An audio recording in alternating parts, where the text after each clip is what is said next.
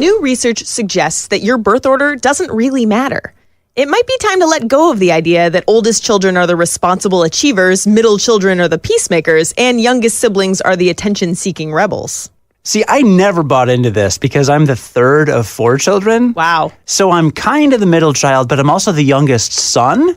My parents had 3 boys before they had a youngest daughter. And of course, that makes her the special princess. Right. So, where does that leave me? I'm kind of the youngest, but I'm not the youngest. So I've always just thought the whole thing was kind of whatever. You're like a youngest middle child hybrid. Yeah, never did anything for me. You're the oldest. Yes. Of 3. I fit into the stereotype for sure. I'll admit it. That's weird because our personalities are so similar in a lot of ways. Yeah. But yeah, very different orders of birth. Well, it makes sense that our personalities line up because this is all hooey anyway. Aha, there you go.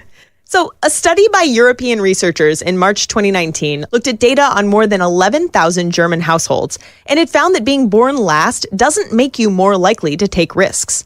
There was also a massive study in 2015 looking at 370,000 high school students in Houston, and that study didn't find any correlation between the relative age of a person's siblings and their personality. A third study that same year looked at an international group of 20,000 participants and came to the same conclusion.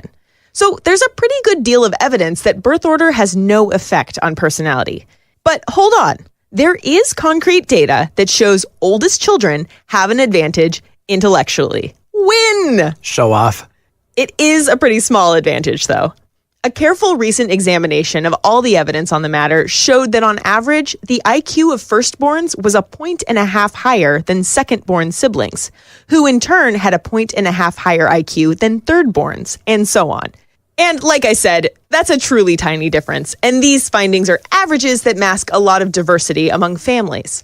The findings are significant and robust, but they do only suggest that the older sibling will have a higher IQ than the next youngest sibling in 6 out of 10 cases. So maybe delete that message challenging your younger brother to dueling IQ tests after all. And forget about crowning yourself family diplomat or adventurer just because you were second or third born. Instead, the best of today's science suggests that we should see our siblings as individuals, evaluating them based on who they are. Birth order isn't going to offer you any insights.